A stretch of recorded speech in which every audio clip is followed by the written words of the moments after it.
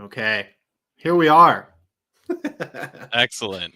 Oh, Oof. how's everyone doing today? How's Monday going for? How were the sprints, Robert? I wasn't able to join. The sprints were Um, great. yeah. Yeah, made lots of progress. We had, I think it was NJ West made it past 50K. I might be completely mixed up. It's Monday, everybody. If I Excellent. mixed you guys up, I know we had a couple people past 50K, which is awesome. We had Ash Pash pass 100K, which is On insane. fire. Yeah. But we also had Beauty Heretic, who's past 30K, which is also a Excellent. huge accomplishment. Awesome. Awesome. So Awesome. Yes. Hello, everyone in the chat. I see a whole bunch of familiar faces. I love seeing everyone joining these events. This is a very unique event that we're doing today. Nothing that we've done before this month. yeah, Why don't you tell the folks about it, Robert? What's in store for this next, I don't know, hour maybe? yeah. I mean, we talked about it in the sprint a little bit, but Oh, excellent. kind of the whole. I'm sure we'll have people here who were not at the sprint. So Hmm. this whole event, as you can probably tell from the title, is all about what to do after Nano is over, and specifically I just wanted to get into like real nitty gritty details. One, to benefit myself, but two, I think it's just more helpful if we can talk with real practicality in mind. So the way this is going to work is I am just going to share where I'm at with my Nano project. And if you don't know, Doug is a professional editor. He's also dabbled in story coaching, and he's written hundreds of articles on this kind of stuff. He's published 5 books. Some of them reached one of them reached number 1 bestseller, I believe. Yep. Yep. And Please so go on. Go yeah, on. so Doug is awesome. As you can see in our No. titles, it says he's the arcane master of literary arts, and I am a journeyman writer. And I suspect a lot of our audience are probably closer to my shoes than Doug's. That probably isn't the case for everybody. Um, but I'm literally just here to kind of act as a surrogate for the audience to tap into Doug's wisdom and get an idea of, okay, this is where I'm at with my project. This is where I'm at in my writing journey, and just ask questions. And so this will be like we're still open to the chat. Obviously, if you guys have any questions that you want me to voice, then I'm happy to do that. But it's less Q&A, more just focused on, okay, figuring out the process from here. And then at the end of the hour, we have a special announcement for our big gift that we are giving to everyone at the end of the month on the 30th. So stay tuned for that. 5 days. Yeah, which is in 5 days, which is crazy. Ugh. I will say, November. if anyone's asking questions in the chat, let's try and keep them focused on what's coming after NaNoWriMo or what's coming after your draft. Because I know we get a ton of awesome questions. Like Hank and I just had our Q&A session on Friday, and we had so many good questions, but we're trying to keep it thematic here. I think, at least that's my understanding. For everyone in the chat here and anyone watching this afterwards, Robert told me kind of the general thing that he just said to everyone, but didn't provide me with any questions or anything before. So real test of, of my expertise. I gave Doug no prep for this. Nothing. So we're getting raw details straight from Doug's brain.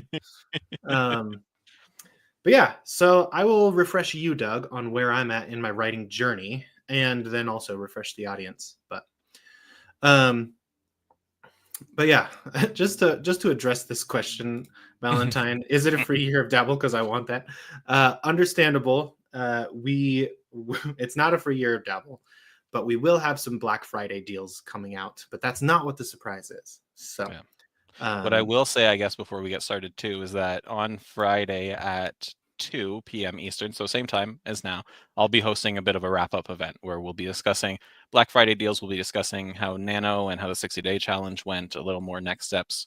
But yeah, we'll have some goodies. We'll have some discounts.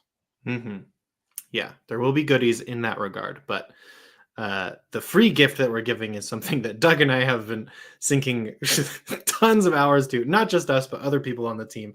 So we probably put in over 100 hours on this thing that we're going to give to you guys. So stay tuned. because Yeah, it's going to be exciting. But I'm pumped.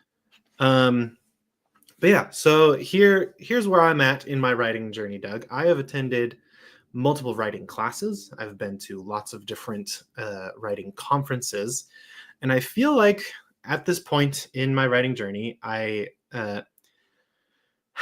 feel this is going to sound a little arrogant, but I just feel like it's not that I don't learn anything from conferences anymore. It's just that the amount of valuable information I extract for them is less so, just because a lot of it I've already gone over or has already been Hmm. taught to me in a different fashion, right? I've completed a couple books, but I don't have anything published. And as for my current nano project, I am about, let's see where I'm at.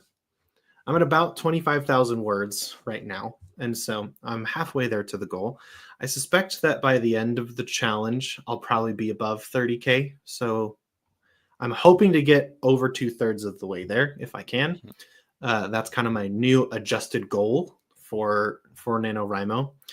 But yeah, so that's kind of where I'm at right now. And my first question is, obviously the very first thing I have to do is finish this draft, right? And so this might also be the case for people who are doing NaNoWriMo, where you end up in a situation where I have passed 50,000, but you realize you have a 70,000 word story. Hmm.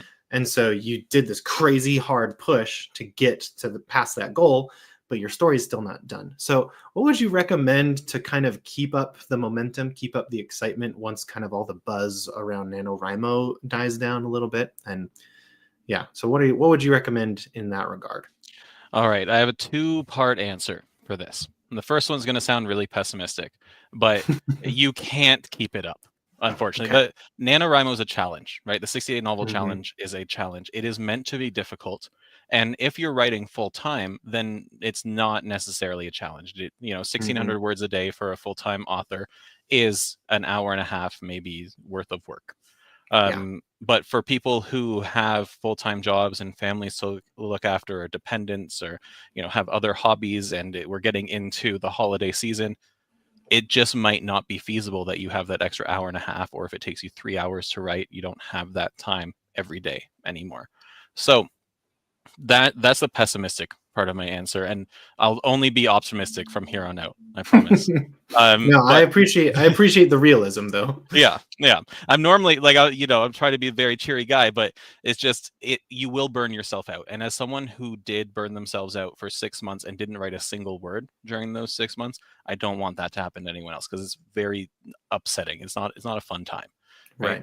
Right. But the second part to my answer is, I would encourage you and anyone else to revisit your goals that we established at the start of this month, or at the start of October if you're in the 60-day challenge. If 50,000 words is the goal and that's the end of your book, then excellent, we'll work with that. If your novel is going to be longer than that, we need to figure out roughly how long it's going to be. So, Robert, where do you fall? Are we aiming for 50,000, or are we aiming for more? My feeling right now is it'll probably be around 60 or 70K. Okay. So That's my guess. perfect. Let's say 70K then. Let's go with that. Then you need to figure out, if you're at 30K at the end of this month, you still have 40,000 words to write. Mhm. Not a small amount of words, right? But if we break it down the same way that we broke down this month's goal, then it's something that we can achieve. So then we need to figure out when you want to have this book finished by, which, when do you want to have the book finished by? Hmm. I'm Good putting you on the question. spot here. Yeah, I mean, I put you on the spot, so it's only fair. I gave you no prep for this, so I think it would be good to have it done. Probably mid-February would be a Okay. good deadline for me. Okay.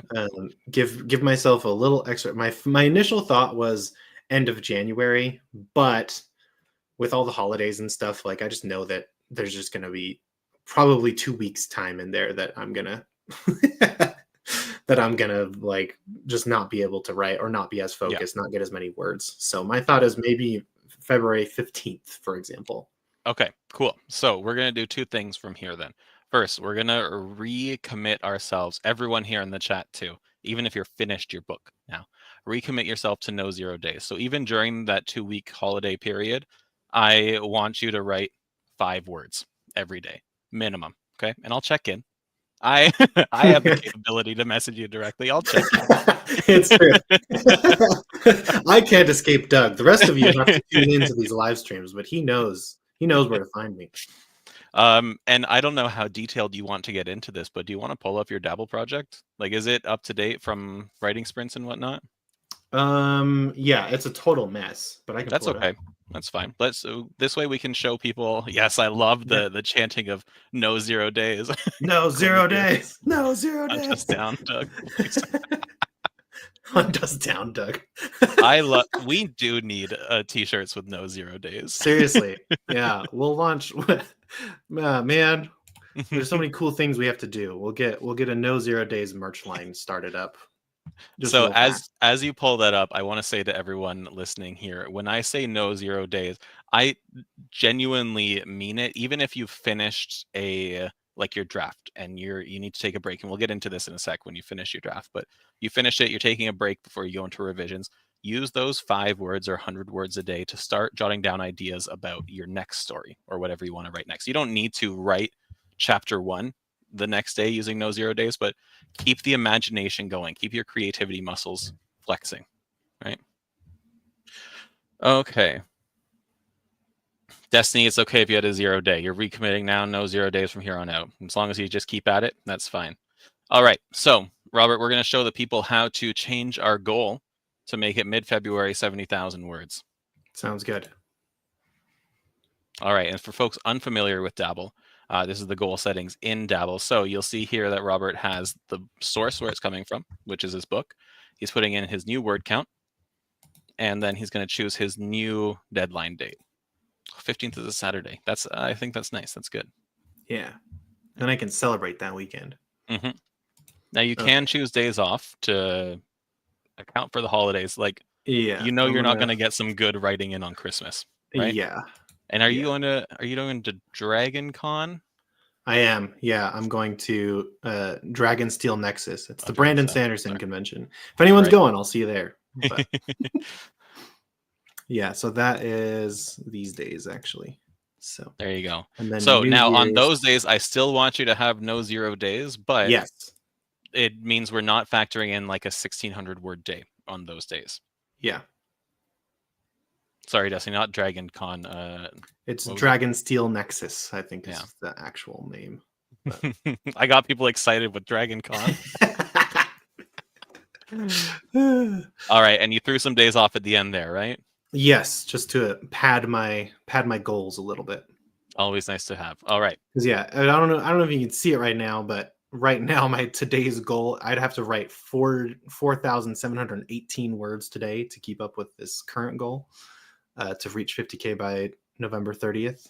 But now I just need 653. Ooh. Which is so manageable, right? Yeah. That's like a 20-minute word sprint and then a little bit extra based on what you've been writing, right? Yep. So I love, at the risk of sounding Dabble salesy, that's what I love about this tool, because you can actually see how many words it takes. 70,000 words seems like a lot. If I said, you have to write 47,000 more words, that's a big number. But if you want to reach your goal by the middle of February, which is not far away, then it's only 650 words a day, with those days off too. Yep. Yeah, awesome. And this is great. And this does, again, we're getting a little salesy here, but this does update day to day. So if I write more than this, then it'll adjust my goal down. And if I fall a little behind, then it'll adjust my goal a little bit up. Yep. And so this will keep me on track. So, and that was important to do, because if anyone is saying, okay, I need to write another 60,000 words, if you said you wanted to do it by December or the end of December, your goal is going to be probably insurmountable. It's not going to be realistic, right? So the fact that we got a 650 word daily goal, that makes it a lot more realistic. That means that's a goal that you can reach without burning yourself out, without stressing yourself out. So yeah, there is no world in which I write 4,000 words. No, every single day. No, I've been in the place. So for my burnout story, I won't get into too many details because I've shared this before on live events, but I was writing for like 2 weeks I wrote 5,000 words a day or something. Maybe it was like 4,500 words a day. I don't know. There was a brief period of time where I was writing too many words. I hated it. It was not fun anymore. And so that's why throughout this whole process, I've really been a big advocate for saying that our life doesn't revolve around writing. Writing revolves around our life. And this month, again, it's been a challenge. So we make sacrifices here and there, but I don't want people making sacrifices for the rest of their author career just to reach some unattainable target. Yeah. No, yeah, this feels very manageable. I've been able to hit this on a daily basis, even when I was like in my last semester of college and that kind of thing. I've been able to write more than this on a daily basis. So this feels very manageable. And this actually really helps because when I was like, it's probably going to be 70,000 words, that thought of like, I've written this much and it's been such a challenge and I have so much more to go, like it's a little overwhelming, but this feels very manageable. I can do this. Excellent. So now, what I would also add for you and for anyone else out there, we had during this month some awesome support. Our live streams have been fantastic. I've loved attending them and hosting them because we've had so many great people cheering each other on, celebrating one another. It's been a blast. You aren't going to have that every day going forward between now and the middle of February, right? So we will have that. We will still have writing sprints. We'll still have live events. We still have the Storycraft Cafe. We have this great community, but you're also going to need to find a couple ways to keep yourself accountable. Now, one of those ways is me saying, "Hey, are you writing? Are you writing? Are you?" I can message you directly, and we talked about this in our intro to Nano workshop on the 1st, where you have 2 different kinds of people that support you. You have your cheerleaders who will just cheer you on, celebrate your successes. A lot of the people in the chat are cheerleaders for us and for one another. I love it. Then you have your accountability partners who you have less of, but they're the people that will give you the kick in the butt, or they're the people that you say, hey, text me on Friday to make sure that I've been writing and I'll give you an update. And if I don't reach my goals, give me a stern talking to. Whatever works for you. Right? So I encourage you to also set that up. Especially if it's like Christmas and I'm celebrating with my family and I forget to message you, then you need someone else there to do it too. Yeah, and I mentioned this before as well, but one of the accountability setups that worked really well for me was with my friend. We decided we were going to write a book in 2 months, and so we had our set word count, and we would just text each other each day when we got our word count. But we would keep score if anyone missed a day. If you got anything less than that word count, then you would get a point against you. And whoever had the most points against them would have to pay for lunch. Like we literally just went out and got burritos, I think. Like it was like just the smallest little excursion that we had planned to celebrate the fact that we had written our books. But he and I have a fun relationship in just like, we can be a little snarky at times. And so anytime I got close to not hitting that word count, I could just picture him just smirking at me while we were eating burritos because I had to pay for his burrito. I was like, that's not going to happen. And so we literally we never missed a day. And it was an achievable goal. It was like 800 words, just over 800 words a day. And so it wasn't astronomical for us. But that was super effective for both of us. Neither of us missed a single day, and we both paid for our own burritos, and we both finished our books. And so it's those little things that can sometimes you can set up a little challenge with yourself and just one other person, and that one other person can be just as motivating as this awesome chat that we've had here. Yeah. And I also want to point out, since I see so many familiar faces here, I'm gonna pick on people, not specifically, but all the folks in the chat when we started NaNoWriMo on November 1st during our workshop, and multiple times since then, we've talked about goals and rewards and how we have our daily goals and our weekly goals, and of course this big monthly goal. So I would love to know from the people in the chat, how have you been rewarding yourself? Because you should be, the whole point of goals is to achieve them, but also get that good dopamine hit when you get something for achieving them, more than just the like fulfillment of reaching a goal. adding on a reward makes you more likely to strive for goals in the future. So I've been giving myself some extra gaming time whenever I reach like a week's worth of goals. And my better half has been supportive of it because the latest Stardew Valley patch dropped on the Switch this month. So she's been content to Nice. just game in the same vicinity as me. Very So that's nice. helped out. So B, order pizza for hitting 75,000. That's awesome.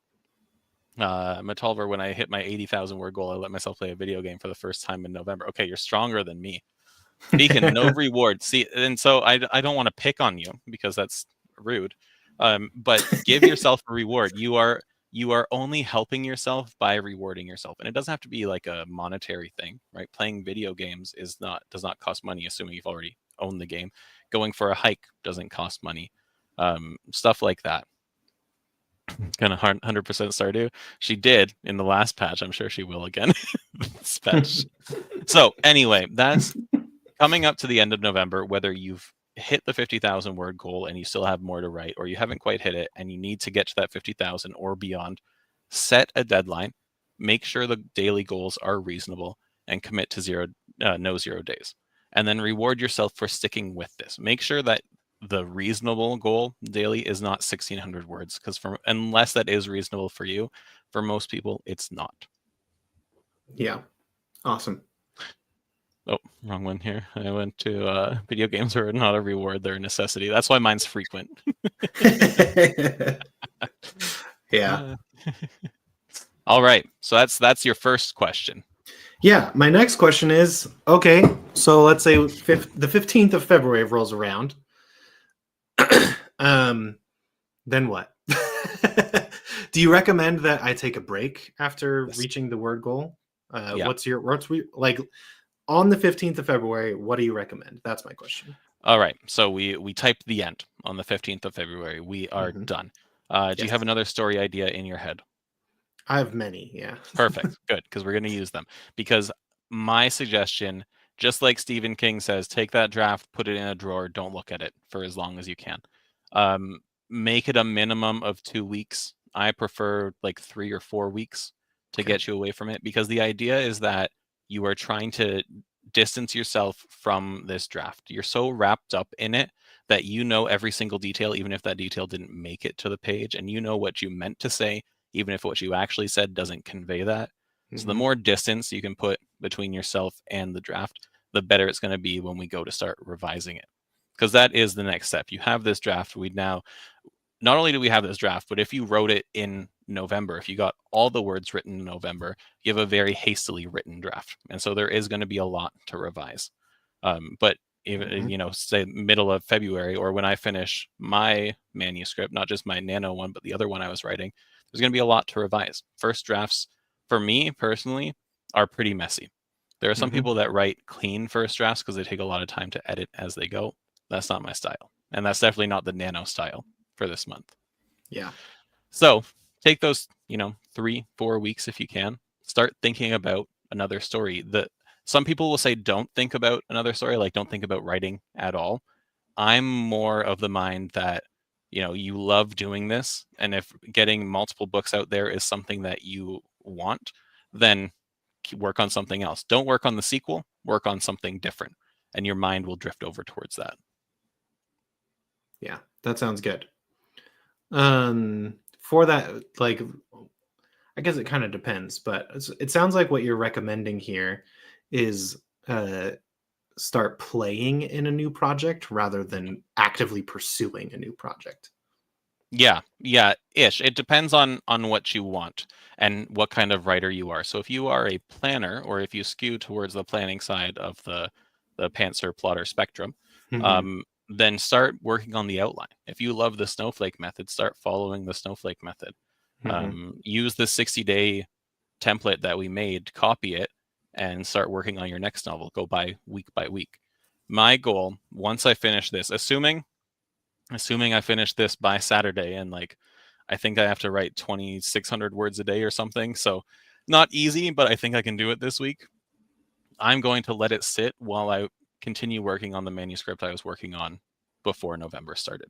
right? Gotcha. And if that wasn't the case, then I already have an idea for a horror story in mind, and I have some worksheets to help me work through that plot and start bringing that to life in an outline. So I would go immediately into that.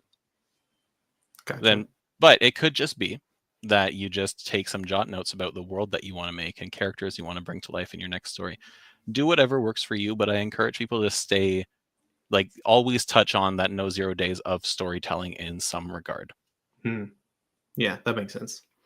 Okay, so then 2 to 4 weeks or maybe a bit more passes, and then I'm feeling ready. I'm feeling motivated. I get into my draft, and it is awful and soul crushing as I try and revise this. What did I think? B describes it well. Mine at the moment looks like a spilled plate of spaghetti. So I step into the spilled plate of spaghetti. I'm covered in spaghetti sauce. What are your tips for the revision process? Well, first off, I just want to quickly answer Tatiana here. How long is good enough to wait before looking at a project again after you finish it? Minimum 2 weeks. I aim for that month long.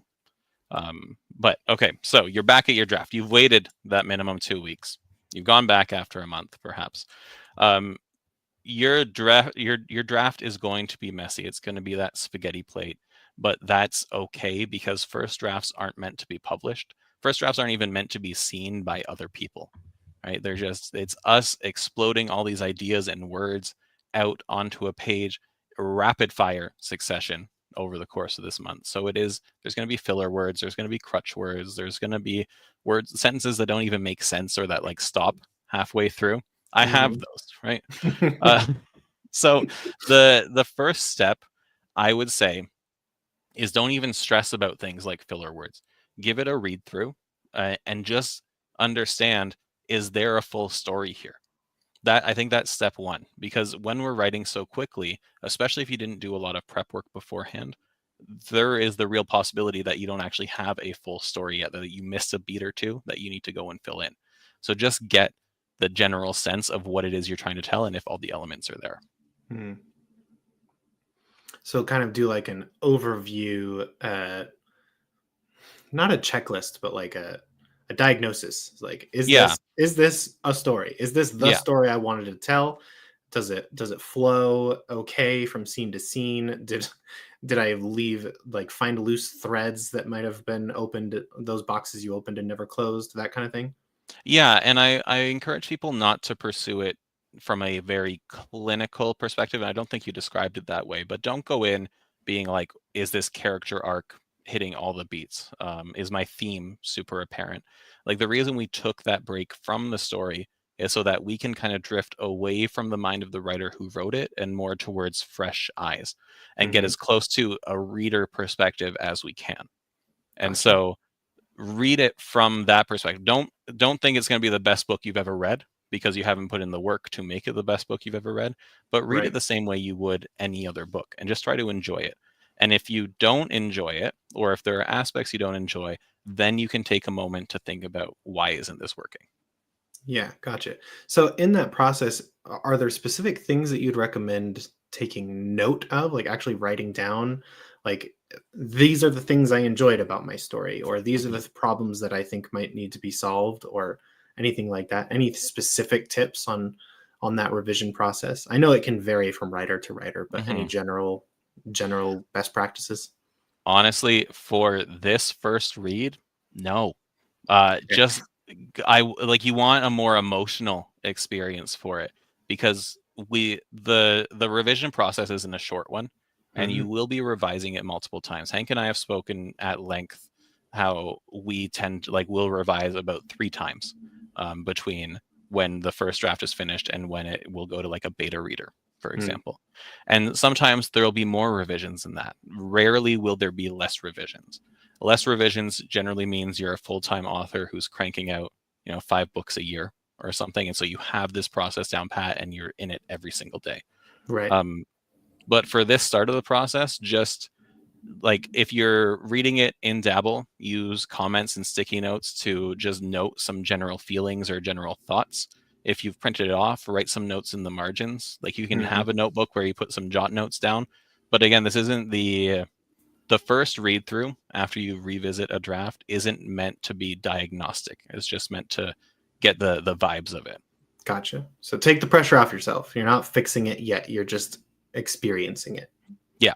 Yeah. Okay. And like then and then and then we're going to start, you're going to read it multiple times, and every time you're then going to get more and more diagnostic with it. You're going to look for things like storytelling elements, character arcs, plot development, conflict, themes. Is your setting well described? Is your world realistic? And when it gets to that, I can't outline every single process in, a 10-minute answer, but you generally want to start big. You want to start with your world building, your overall character arcs, and your plot and conflict, and then you're going to start getting smaller and smaller. So on those first rounds, or that first round of revision where you're tackling these big picture things, don't tidy up your prose. Don't stress about don't do a spell check. Don't stress about finding commas that are out of place. Like, you are focusing on the bigger picture stuff. And we say to do that because if you go ahead and spend 10 hours fixing up prose and making things look tidy, and then you eliminate the chapter that you just spent those 10 hours on, that's 10 hours wasted. And we only have so many hours to work with in our lives, right? So let's not waste them on stuff that's going to get cut. Gotcha.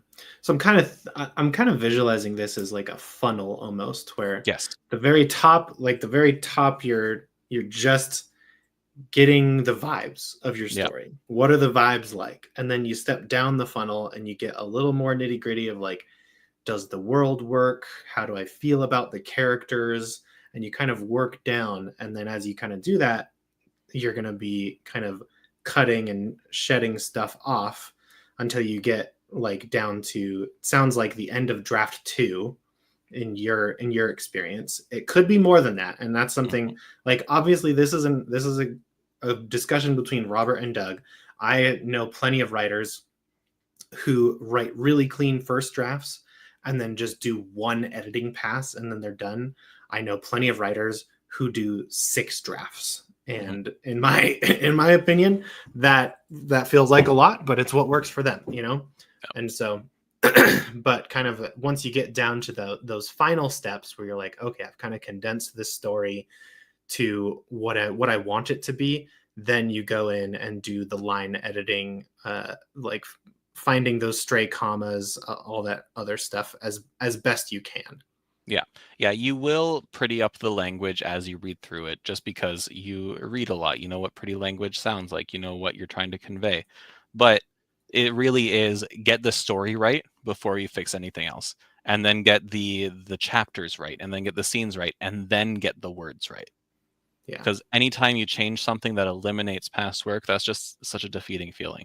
And it's funny because you describe it as a funnel, and I've been going like this and this and this, right? I've envisioned it as a funnel too, but I actually want to take that and like flip it. Let's picture it more as a mountain, in that it's work. This is work. You're going to be doing this for a while, and it's not going to be easy. But we want to start with a strong foundation. We put the work in because nothing else would be able to stand on it if we don't have a comprehensive or cohesive story. Right? And then as you go up and up, things get smaller and smaller until you get to the very peak where you have the perfect story. Very nice. And that brings up another good question. So, because I've experienced this myself in some of my revision work for some of my novels, where I get to a point where I do feel like I'm just spinning my wheels, and just like I'm just making my chapters more different rather than better. So what would be your recommendation to try and avoid that kind of pit of despair in the revision process of like, because I think this comes back to like a psychology side of it too, like, especially since I'm a journeyman writer, and I know this happens all throughout the writing process. Even the most seasoned writers struggle with this, but sometimes like after working on something, you're just not as big of a fan of your story after working on it for a while. And I can catch myself kind of thinking like, this isn't that good. Like, why am I still working on this? So I guess my first question, since this is it's a bit of a faster one to answer, is is there like a We'll see about recommended yeah, that. is there like a recommended time frame for revisions? Like, do you think I should set a deadline to be done with it and kind Mhm. of have like a more structured process to it of like, I want to have my revisions done by this date and I'm going to be doing this process over, like kind of outline my my revision process, or like, yeah. So that's my first question, is the timing, and then the second one is just, yeah, how do we avoid like just reaching that despair point or falling out of love with Mhm. your story during the hard revision process, climbing up that mountain kind of thing. Okay, so yes, we should set deadlines. Let's start with that. I'm Okay. so I'm a big fan of deadlines. I'm very motivated by deadlines. If I don't have one, you know this as someone who I have to deliver work to. If I don't have a deadline, sometimes it just doesn't happen, right? So so I need those deadlines in place. But deadlines motivate everyone, even if you aren't a deadline person, and it also helps you make this thing more realistic. So when we went through and put your end goal for your draft in Hmm. February, that gives you the deadline and we can see what it takes to get there. Totally. If you don't do that, you can't have this visualization of the work that's actually in front of you. You can't see the top of the mountain, because I'm Right. falling on this metaphor as much as I can now. Oh You yeah. can't see the top of the mountain unless you actually unless you can see it in a Right. calendar, preferably. Right. Um, in terms of what that timing actually looks like, it's going to take months to do multiple revisions. I'm not going Hmm. to out that, but I do encourage people to try to do the steps as quickly as possible in a realistic way. So the first read through, the vibes read through, seeing if it's just a cohesive story, do that in a few days if you can. Depends on your reading speed and whatnot, but try and fit that in like a weekend or a week. It usually takes me a week or two. My books tend to be like 120,000 words plus, so that takes a little bit longer. But the shorter you make that time frame, the fresher that information and that story is going to be, right? And the Right. same thing goes with any other stage of revision. So now an actual revision stage where you're taking notes and then going and rewriting is going to take a lot longer than a week. Because you're going to have to read through, you're going to have to take notes, and then you're going to have to organize and incorporate those notes and rewrite it. But the more you can condense that process, the more effective you're going to be at remembering the notes that you took, remembering the little nuances that you maybe didn't write down, and writing something more effective. It also helps you kind of stay on pace. If you give yourself a 2-month deadline for one revision when you could reasonably do it in 1 month, Hmm. then you aren't going to keep kicking the can. A 2-month Right. deadline is a lot more likely to extend into a 3-month deadline than a 1-month one will. Right. So there's all that. That's kind of the answer to your first question. Yeah.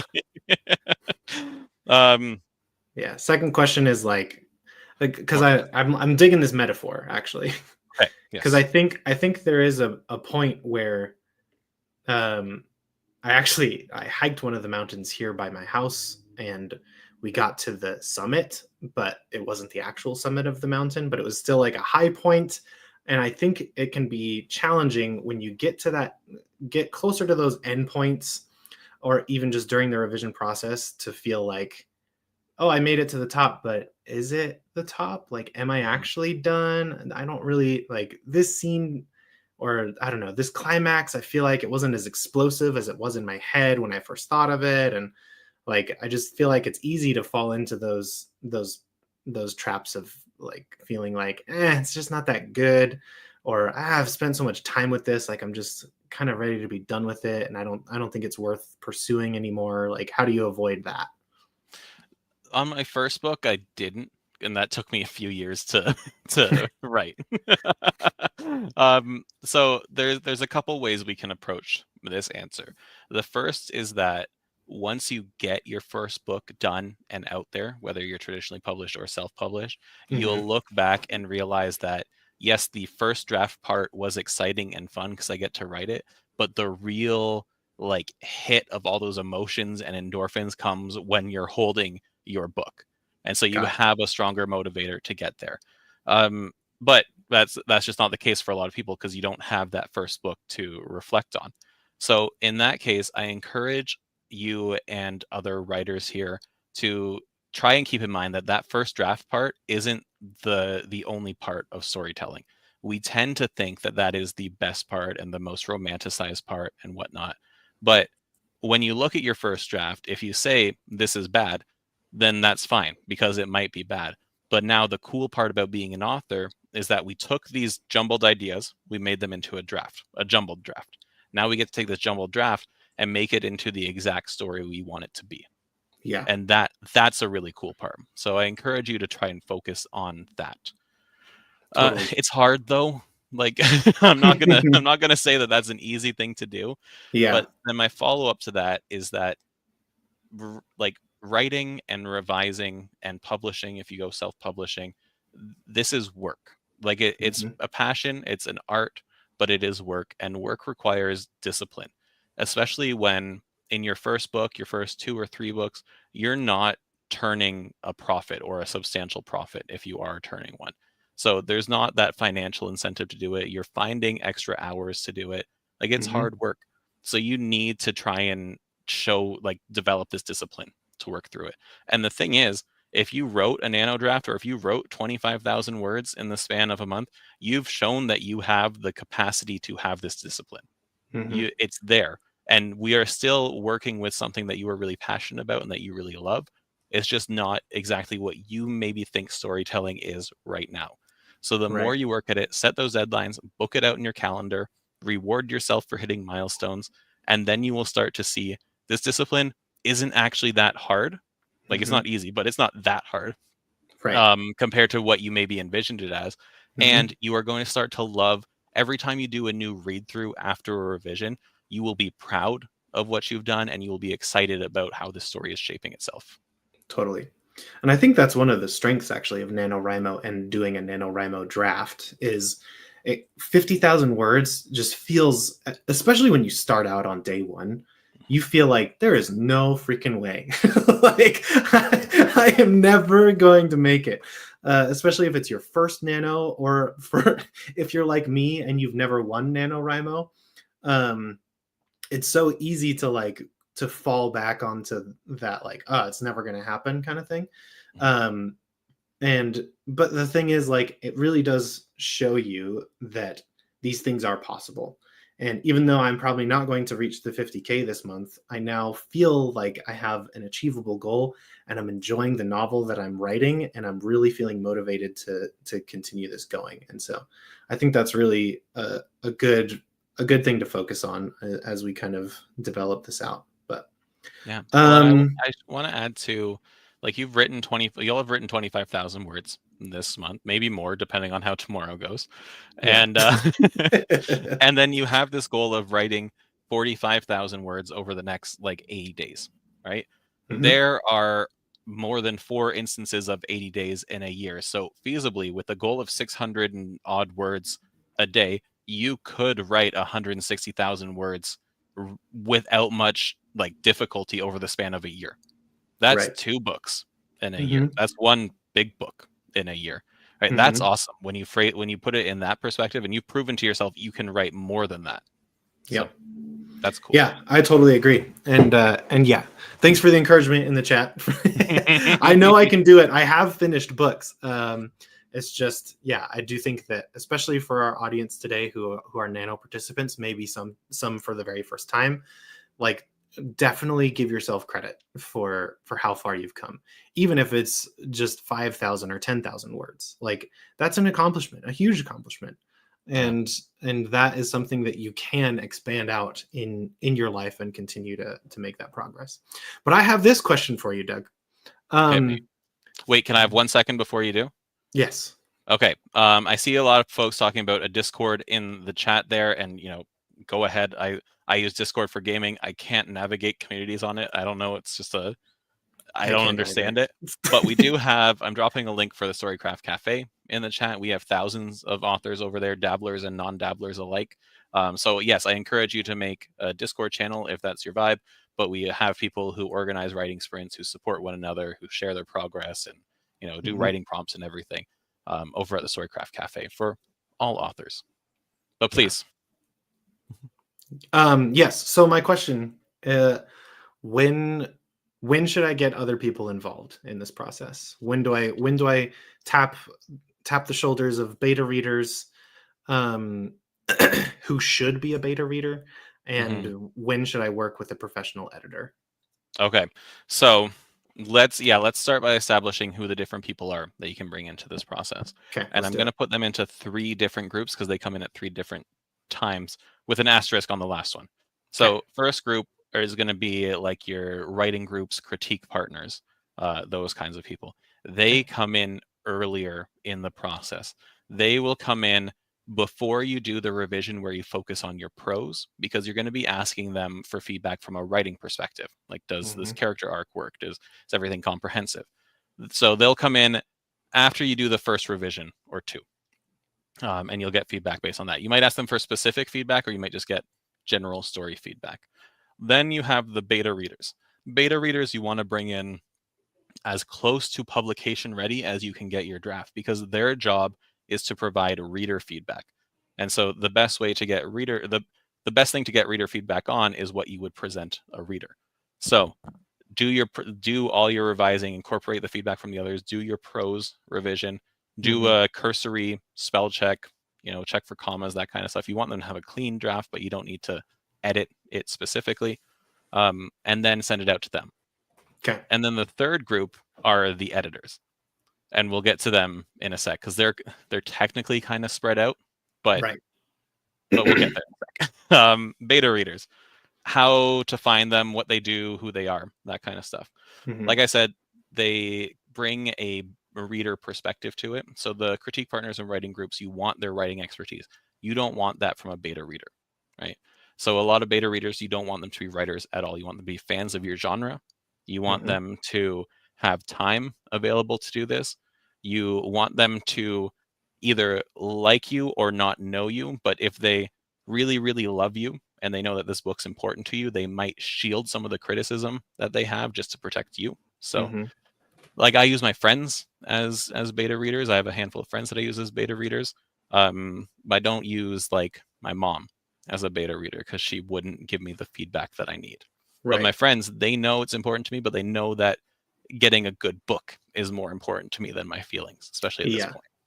Don't spare my feelings. I just want good feedback. Yeah. Yeah, Yeah. NJ West, like you or not know you. Well put. Thank you. Thank you. And then, yeah, there are the people who don't know you. So on the Storycraft Cafe, people are often asking for beta readers or volunteering to be beta readers. Again, Mhm. look for people who read your genre, who are passionate about your genre. I, as a dark fantasy and urban fantasy author, would not take a historical fiction beta reader or a Regency romance beta reader if that was all they read. That just, it wouldn't make sense. I'd be wasting their time and their feedback wouldn't be as valuable as somebody else's. Right. Right. I think the some other important things to keep in mind with beta readers is, especially if you're asking your friends, if they don't read it, don't get your feelings hurt. Like, if they're doing you a favor and Mhm. they didn't pay for your book, they might be really excited about it. But if they like, it can be good feedback actually if they're like, hey, I got to this middle section and it just kind of fell off for me. That can Mhm. be really good feedback. That can be really, okay, what chapter did you stop in so I can figure out where that might have happened. And if you get multiple people giving you that feedback, then you can know, okay, chapter 13 is where things go awry, kind of thing. Yeah. But I think the other thing to keep in mind is like, that's why you want to have a perhaps a wide cast of beta readers, because they have their own lives too, and they're fitting in a not perfect book into their reading schedules, and sometimes they'll love it, sometimes they'll eat it up, and it'll be so exciting and so fun to have them read your stuff, and give you feedback and tell you how awesome it is. Um, and it's also, at least in my experience, it's very exciting to uh, get critiques and Mhm. like get hey, this wasn't working. Like, that's really motivating to me. And so I guess that's another thing, is especially when you start sending your work to other people, uh, in all creative fields, you have to be careful to not be sensitive. You have to Yeah. be very I don't know, clinical about it, I guess, and just let that experience happen without letting it hurt your feelings too much. It's okay to have your feelings hurt, and to be, if somebody says this, I didn't really like this scene, and it's your favorite scene as you wrote, like that's okay if that hurts your feelings. They might just not get it. They might not be the person that would love your book, you know. Like Doug said with Regency Romance or something. Maybe they were hoping that two characters would fall in love and you don't make that happen. And so they're like, I was really bummed about that. And you're like, no, but the relationships are deeper than that. And it's like, you know, platonic, I want more platonic friendships, or maybe vice versa, where it's just like, I feel like they should have just been platonic friends. Why'd you make them fall in love? You know, like they're going to have their own opinions about your story. But I think the big thing that you want from beta readers, at least in my experience, is their emotional feedback rather than prescriptive feedback. So you don't want them to tell you, hey, you should really make these people fall in love, or you should have killed this character off halfway through, or something like that. You don't want that kind of prescription from them. You just want to know, hey, how does this make you feel? How does each chapter make you feel? And if you set them up for that when you ask them to read it, rather than be like, hey, tell me what you think. If you say, I'd really like to know how each chapter makes you feel, then you'll get much better feedback to work off of, rather than like, oh, it would be so cool if you added a dinosaur in this scene, or little things like that, where it's like, yeah, that would be so cool, but there's no dinosaurs in my book. So I'm also a fan of dinosaurs, but I don't want them in this story, kind of thing. So that's just some other beta reader advice. But yeah, let's dig into editors, unless you have something else. Well, yeah, I want to add a couple things to that. So first thing, with the first group of the critique partners and writing group peers, when you get their feedback, there's this implicit or explicit agreement that you are going to reciprocate, that you're going to review something from them. That's why you're part of the group, or they're your partner. With beta readers, there is no exchange because they're not writers. So you need to express your gratitude in some meaningful way. That's, if they're your friend, take them out to lunch or something as a thank you. Include them in your acknowledgments, whether they're your friend or a stranger. People love that. Obsessed with being in the acknowledgments, and it's a cool feeling, right? I love it too. So you need to do something to thank them for that. And then the other thing is, before we get into editors, accepting feedback is not an easy thing to do at first, and putting your work out there is even more difficult, especially if it's your first book. You will very likely be scared to put your work out there. You don't know how it's going to be received. You don't have like reviews and comments and experiences to show you that you are a good author that you can fall back on when you're feeling rough. So I get it, and I've been there. What I encourage people to do is understand that it's more important that you improve in your craft than it is that you protect your ego. And ego is kind of like a harsh word, and I don't want people to feel like I'm insulting them, because everyone has an ego and everyone doesn't want to be hurt. But it is more important that you become a better author than for you to shelter yourself from pain, if this is something you want to pursue. So speaking of, or going into editors, I wasn't an editor before I wrote my first book. It was actually the editing experience of my first book that really inspired me to become an editor, because it made such a big difference on how my book turned out. That feedback process was painful. Like it stunk. Yeah. And I learned so much. And every time I get my book edited, whether it's a copy editor or a line editor, or a structural editor or what have you, I become a better author as a result. There's only so far you can take yourself before we need this outside feedback to take you even further. So that I encourage people to really be as open as possible to the feedback process, and the more you do it, the easier it's going to become, and honestly, the more you look forward to it as well. Yeah, totally. So for editors, I'm going to say 4 main editors you can think about working with, and they fall into the process at different times.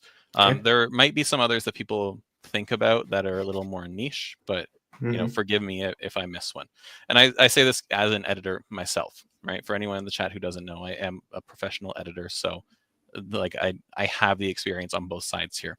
So there's the structural editor, also known as the developmental or content editor. And this is the person who helps you with those really big concepts that we said you're addressing in the first revision or two. So they'll make sure your world makes sense and is fleshed out. Your story has all the beats it needs. Your character arcs are engaging and exciting, that kind of stuff.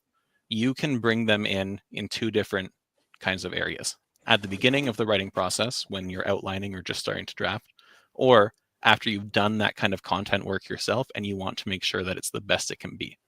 So if you're bringing them in on the other end of it, you might want to do it after critique partners and writing groups, but you could do it right before so that you get more feedback on the work that you've done.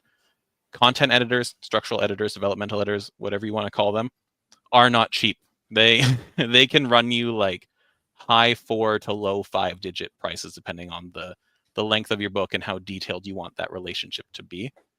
So for people writing their first like 5 books, unless you're getting in with someone who's learning it and they're cutting you a discount and you know that they aren't the best out there but they still have expertise you don't, I don't recommend investing in this unless you also you saved up with your day job and this is something you're comfortable spending. So that's content editing. Next up, if we're going in a process or step-by-step format, sensitivity readers would come up next. And this is a kind of editor who reads to help you create an authentic and nuanced experience for characters, usually characters who have an experience other than your own. So if I was writing like a Black character, for example, if I'm just writing a character who happens to be Black and that experience influences a couple things in my story, I might bring them in before beta readers when my book is basically where I want it to be, but I can still edit some scenes. If I'm writing a story where like the conflict is more attached to a character's identity, I would bring them in towards the outlining stage as well, or after a revision or two. That's more back and forth work. Also leads to a conversation you have to have about whether or not it's your place to write a story where someone's identity is the source of the conflict. I wouldn't do it, but I also, I write fantasy and horror. So that's not the kind of stories I'm writing anyway. Right. Yeah, so that makes sense. Yeah. And that can be an important step for sure, where I think your delineation there is really important of like, if it has an important bearing on the story, then that's especially important to include that. And so, but like, for us, if we're writing in the fantasy realm and there's just multiracial characters, but not necessarily in this fictional world, a history of, racial segregation, then, it probably isn't as required, especially if it's not something that you're going to be digging into. But if that is something you're going to be digging into, I would say like we definitely encourage a diverse cast in your stories. And so don't be afraid to include characters with experiences outside of your own. And that can be racial, gender. It can also be, able-bodied, people in wheelchairs, anything, any of those experiences that are outside of your own that you just don't understand. It's great to get feedback. And it's also great to include them in your story and have that, be a part of your story. And oftentimes they will appreciate that. But it can also be something, not just the sensitivity reader side of things, but beta reader side of things, where if you are writing from the perspective of, I don't know, let's say a doctor. I'm not a doctor. I don't know what it's like to be a doctor. If you can find a beta reader who's like even just in the medical field to kind of check and like, hey, did I get some of this wrong? Like, I'm sure I did, kind of thing.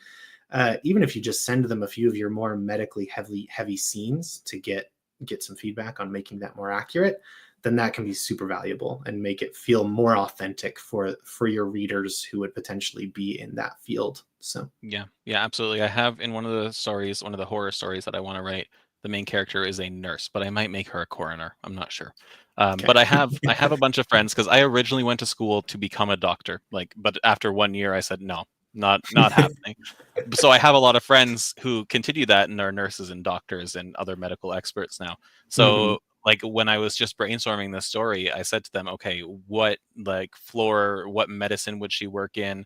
What does a day-to-day look like? Tell me about some of your patients to the degree that you can, right? Without Right. breaching any confidentiality or ethics or anything, but what would a day kind of look like for her? Totally. So yeah, you can absolutely lean on them.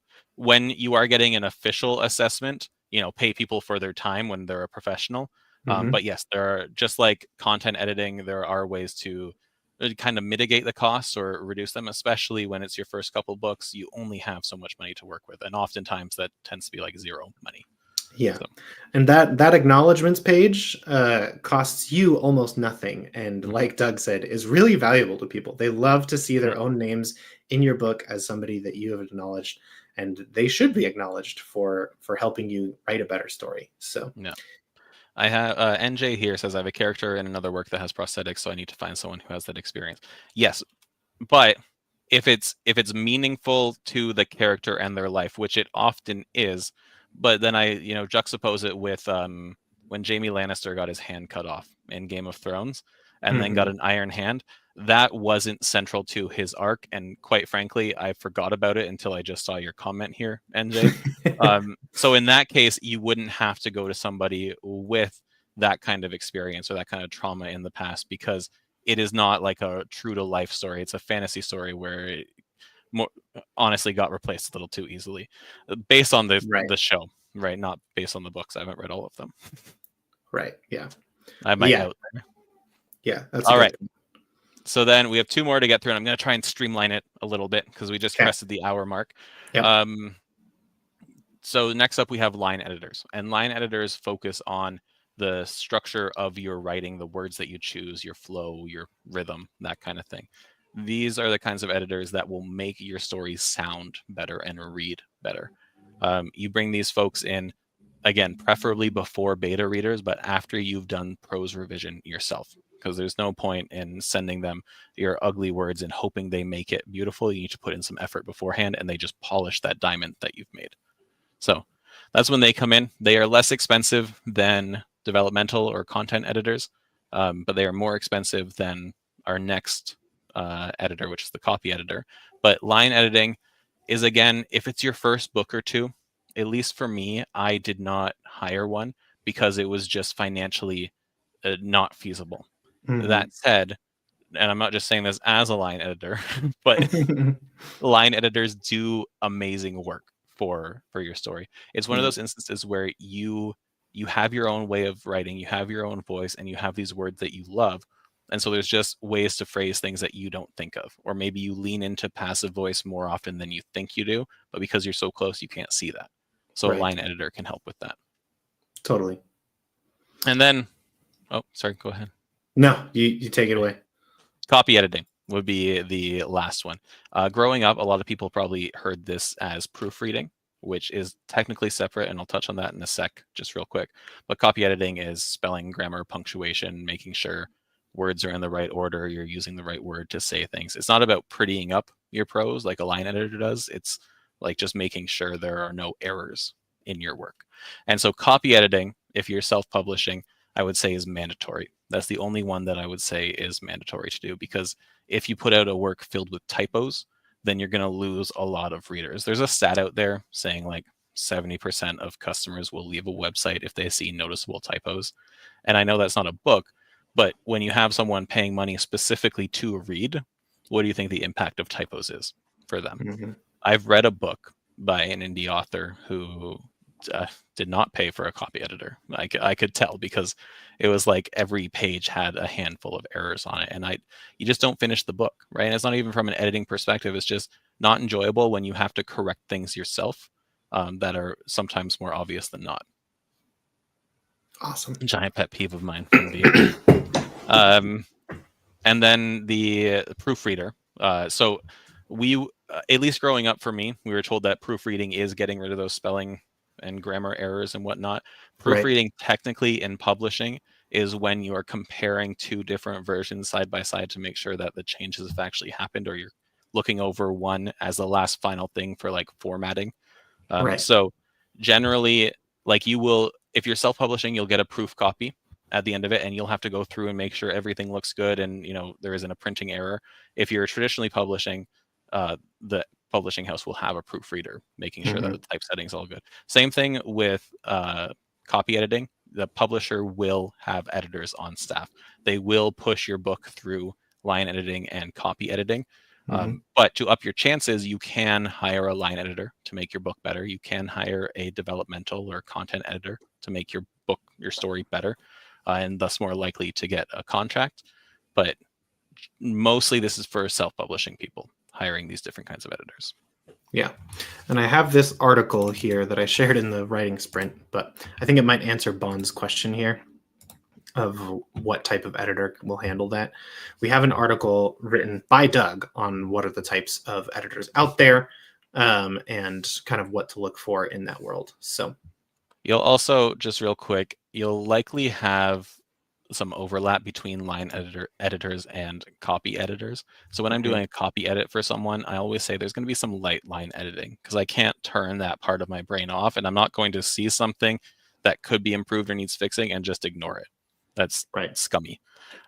So for that specific thing, it could be either or. A line editor will catch it. A copy editor should catch it, but isn't looking out for it. So if it's a more nuanced instance of it, they might not see it because that's not what they're looking for.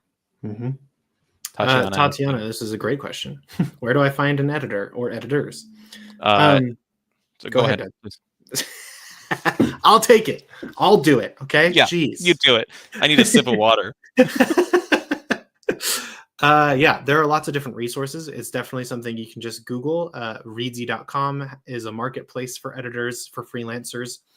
I would definitely make sure that whoever you are hiring knows your genre, no matter what type of editor they are, because that will just get you better results, because they will understand what your story is and kind of where you're going with it, kind of thing. But yeah, there's lots of different resources, lots of people out there who would be happy to help you. There's also Writers Beware, which is a great website. I don't know. I can pull up the link. I don't know if you've heard it before. But Writers Beware is a great place to look out for like scams in the writing world.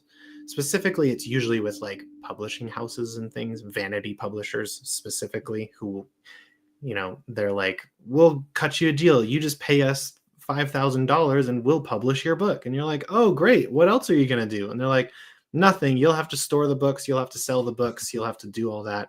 And then sometimes they don't even publish the books and send them to you. So Writers Beware is a good resource just to vet, look for scams in the publishing world. But Jane adding here, it's good to find an editor through your state or provincial editors association, which I second. I was part of Editors Canada.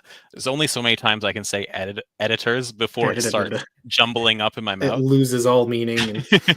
I was part of Editors Canada for a while. I only, discontinued my membership when I was focusing more on writing. Since then, most of my editing has come through word of mouth, which I think is a great way to find an editor as well. Ask your writing friends who they went with, ask how the experience was, what the feedback was like. I do, and to second your point about Readsy, I do strongly recommend Readsy specifically. You can go with like Fiverr or Upwork or Freelancer. Those places don't have a barrier to entry though, and are generally a race to the bottom for pricing. Readsy, last I checked, and it's been a year or two now, they have a very stringent application system where you have to prove you have not only years of experience, but a portfolio of work. And so a lot of the editors that you'll find on Readsy are like very well established and into their career, and they've been working for the big publishing houses, or they have an extensive portfolio. So I definitely say that you should go to Readsy or word of mouth. Yeah, here's the association. Here's the Writer Beware link, as Penny asked for. But as a good example, Kara said, don't go through those kinds of publishers. I went with Outskirts Press in 2007, ended up paying them thousands of dollars, gave up writing for 5 years after. Yeah, there's a very small little niche in which vanity publishers serve a good purpose, and that is for the very wealthy who just want to write a book and have copies of it to give their friends. That is the world in which a vanity publisher is not scamming you. But because that is a very small niche that they can actually serve a function for, they try and draw in writers with promises of, this is how you'll launch your writing career type thing. And so I'll just add, like, if you're looking to build a career after this, we do not have the time to get into the business of writing or anything past this. But I will pull up our Dabble U section. I think this might be the link I share most often in these live streams. This is our Make Money Writing section of Dabble U. It has tons of articles all about the business of writing, whether you want to go with self-publish, traditional publish, how do you break in, what does that look like, what's the process. We have tons of articles on that, and so this link here will have the actual articles. It's a list of all of them, so you can kind of look through them all and find out which ones might answer your questions more on the business of writing. But yeah, anything else, Doug, before I get to my final question? Yes. Two things real quick. One, talking about vanity publishers, they make their profit model is based off of charging authors, not earning money from sales. So there was, in my past life, I was the marketing team for a local charity, and there was a woman, a Holocaust survivor, who wrote a book about her experience and her, immigrating to Canada, and she wanted to donate proceeds of her sales to our charity. And I'm like, this is the greatest feel-good story ever. And I had already published at that point, so I was always happy to talk to another author.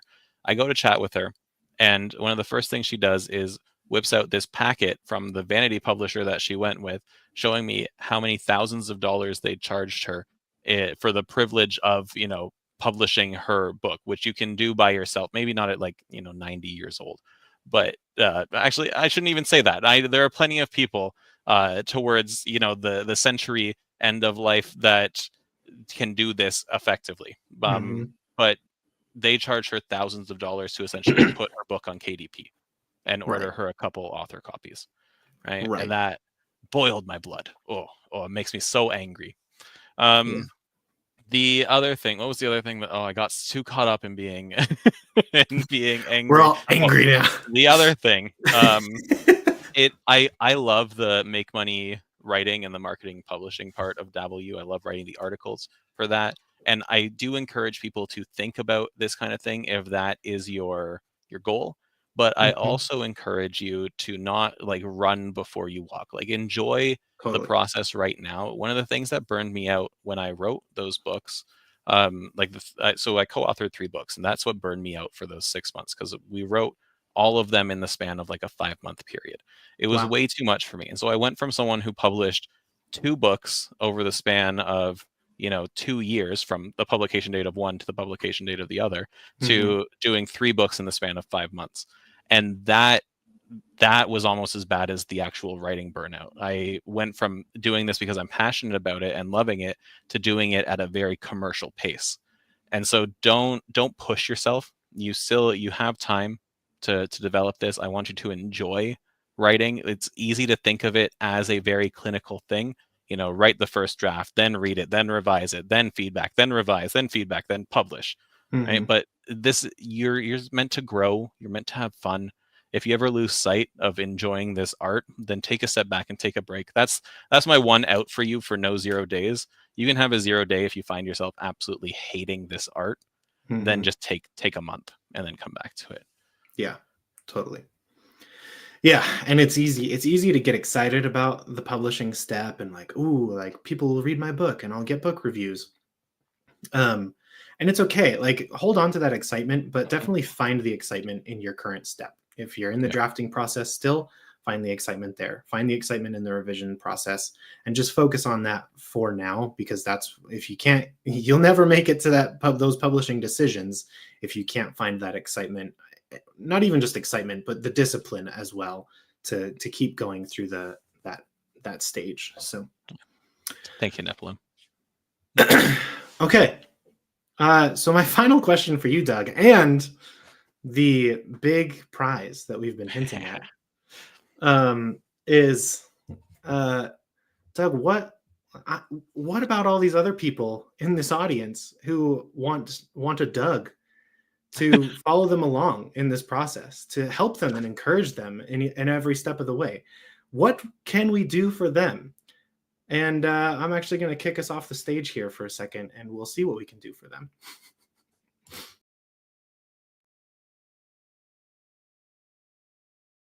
Did it. Now what? We're going to start bringing this to life. I understand not just the process, but how insurmountable it can feel.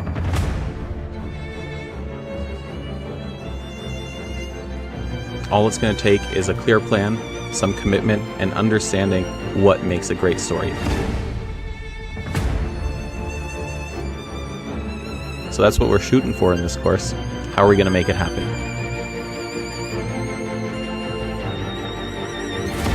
I recommend watching this course all the way through.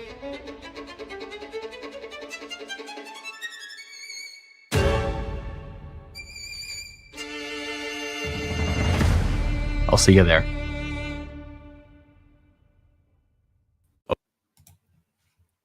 There we go. God, you did such a good job on that trailer. Thank you. We are excited to announce that we will be dropping our very first Dabble U courses at the end of the month. And they are recorded by Doug and Abby, our amazing writer on the Dabble U team, helped put all these materials together, helped with the scripts, and I've been I've been editing the videos. I got to put together that very fun trailer.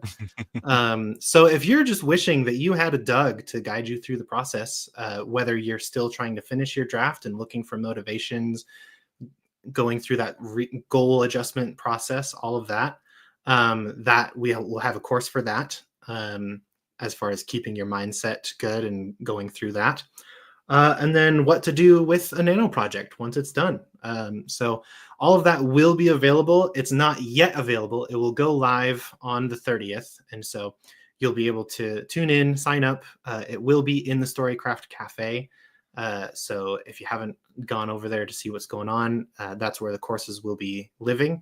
But we're really excited. Doug and I have been putting our blood, sweat, and tears into this. And so we were like, should we tell them on Monday? Like, I don't know. And I was like, it just aligns with the event so well. And we're just so excited to tell you guys about it that we couldn't help ourselves. So yeah. Bon asking, it seems that if you're a paid member of Dabble, you're already in W. Is that right? W is free for everyone. And so, Robert, stop me if I say something I shouldn't, but these courses will be on the Storycraft Cafe. And these ones will be free, and we will be introducing more free ones forever. Maybe not forever, but for however long. Maybe not in the year 3000, but yeah, at least the for plan the is to keep foreseeable releasing future. them. Yeah, and it will be a mix of free and some ones for Dabble Premium, because as a lot of people here know, Dabble Premium, like the community there it's my baby. I get to do workshops, I get to host exclusive events and write newsletters and stuff for premium members. So there will be some that will be premium only, but we will continue to always release free content in addition to the 2 free courses dropping on Saturday. Exactly. So these first 2 will be free forever. You can watch them however much you want into the future. But yeah, then we will be dropping some courses that will be for premium dabblers only. If you don't want to sign up for Dabble Premium, we'll also offer just access to the course library as that builds out.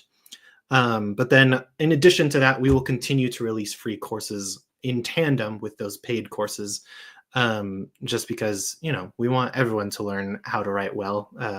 But, we also do have to pay the bills. We do have to pay Doug for this stuff. So, but yeah, so I hope you guys are excited. Stay tuned. We're going to keep writing the rest of this week. Doug and I are going to do the finishing touches on these courses, and they will go live on the 30th to celebrate the end of NaNoWriMo and to help you guys with the rest of your projects. So. Yeah, and so tomorrow we have a bonus 60-day novel challenge show with myself, Hank, and Josh, where we'll just be going over what worked these last 60 days, including this NaNoWriMo. what progress we have left to do, where we saw growth in ourselves. Love to see some engagement and some questions and success stories, or any hurdles that you encountered there. And that's tomorrow at 2 p.m. Eastern. We have our writing sprint tomorrow at 12:30 p.m. Eastern, because it's another day during the week, so we will be there. So we'll be here. And then Wednesday, we have our all-day writing marathon. So that's going to kick off at 9 a.m. Eastern, and you'll see my face on screen for the first hour. We're going to do 3 15-minute sprints with 5-minute breaks in between. And then Hank will come on at the top of the hour to do the next 3 15-minute sprints. And then Robert will come on the hour after that. And then I'll come back on the hour after that. We're doing that from 9 to 6 Eastern time on Wednesday. Thursday, I will be hosting writing sprints at 12:30. And don't worry, everybody. He's a Canadian. He already did Thanksgiving. Yeah, so. yeah. For all you Americans out there who are like, you're making Doug work on Thanksgiving, he already had his. So. I volunteered to do this because I know how awesome the sprints have been for everyone. But if you can't make it because you're spending time with family, that's cool too. I get it. And then on Friday, again, sprints at 12:30, and at 2 p.m. we will have our wrap-up event, some Black Friday deals to share with you if you've been waiting to get Dabble until now. And then, yeah, answer some more questions. Yeah. And then Bond brings up a good question. Is Dabble Premium the same as any paid Dabble plan? No, there are 3 plans. The premium plan is the one that comes with the all of the features in the app itself, including like co-authoring and other stuff like that. And it also comes with our premium content. So right now we have premium workshops with Doug, premium office hours where you get access to Doug and Hank asking them questions. And so those are some of our premium events that we are hosting. And then in addition to that, we will have some premium courses coming out next year. So just to answer your question, but as Doug brought up, we're having some Black Friday sales starting on Friday of all days. And so if you're looking to grab Dabble Premium, this is a good time to try it out. So yeah, more details on that on Friday. And as Penny pointed out, I'm a poor fish right now, so it's encouraging. It is important to me, and I'm thrilled that this has been, a staple in Dabble throughout the whole thing, is that we have all of this great content like on our YouTube channel at DabbleU, dabblewriter.com/DabbleU, with our 400 plus articles, our 2 ebooks, like all of this stuff for authors. It makes me feel great. So yeah. I'm glad that we can add more stuff for all authors out there. Yeah, like Doug said, we have over 400 articles. I think it's over 450 now. We have over 450 articles that are completely free on DabbleU. We've got 2 ebooks that you can grab. We've got lots of free resources out there because we believe in supporting writers no matter where they are. And yeah, Dabble Premium is obviously for those who can afford it. So we don't want anyone to stretch themselves or to feel like, I have to do this for my writing career. People have been able to build a writing career out of just, pens and paper. So none of this is required, but we do love to support writers wherever they're at. But if you do have, that little extra cash and you're hoping to get some extra value in your writing career, then we are trying to provide that on the yeah. We're trying to provide that on the premium side of things for Dabble. So awesome. Well, this has been a fantastic event. And as a little bit of a tease, one of the 2 courses coming out on Saturday takes a lot of what we talked about here inadvertently and dives into it in a lot more detail. So I'm really excited for that course and for all the other courses to come. We have a cool library lined up. Yeah, we've got lots of stuff planned. So stick with us. Even after Nano's over, we're going to be releasing lots of cool stuff for you guys. So thanks for tuning in. Thank you for joining Doug and myself. I had a great time, Doug. Thank you for answering my questions. And we will catch you again tomorrow. Thanks, everybody. Bye, everyone.